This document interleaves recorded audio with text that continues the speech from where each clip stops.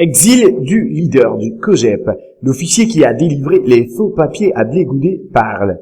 Comment le patron d'un jeune patriote a procédé, son complice activement recherché. Dans son rapport publié le 12 avril 2013, le groupe d'experts sur la Côte d'Ivoire, mandaté par le Conseil de sécurité de l'ONU, a indiqué que Blé Goudet Charles, ex-leader de la galaxie patriotique ivoirienne, possédait 2 passeports, dont l'un ivoirien et l'autre malien.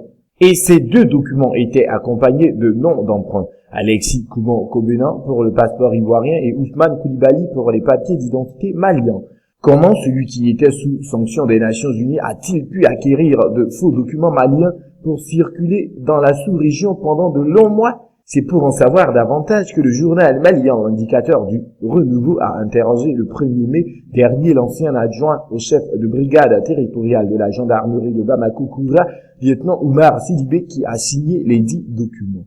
À en croire ce dernier, il a été floué par un certain Oumar Batili, commerçant de son état qui se serait présenté à lui le 3 octobre 2011.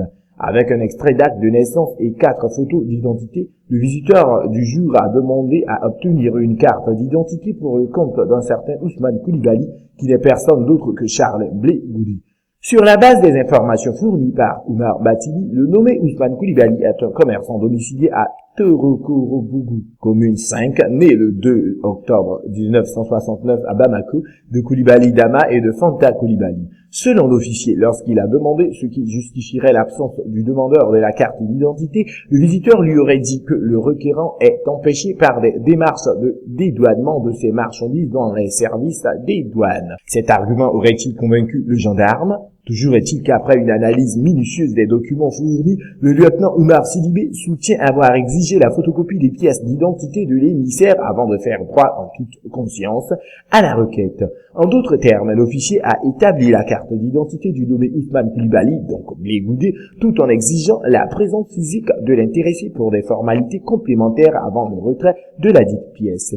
Malheureusement, déplore le gendarme, cette carte, qui devrait servir plus tard à établir le passeport de Ousmane Koulibaly, a disparu comme par enchantement des services de la brigade territoriale. Je n'ai pas reconnu Charles Blé Goudet par ses photos, car toutes les fois où je l'ai vu à la télé, c'était avec une casquette, s'est-il disculpé. Le mal étant consommé, l'officier, qui est en plein de remords aujourd'hui, affirme avoir été floué. Aussi envisage-t-il de porter plainte contre le complice de Charles Blé Goudet pour les faits d'abus de confiance.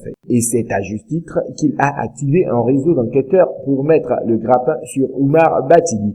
Reste à savoir si ce dernier n'a pas utilisé à son tour un nom d'emprunt pour les besoins de la cause.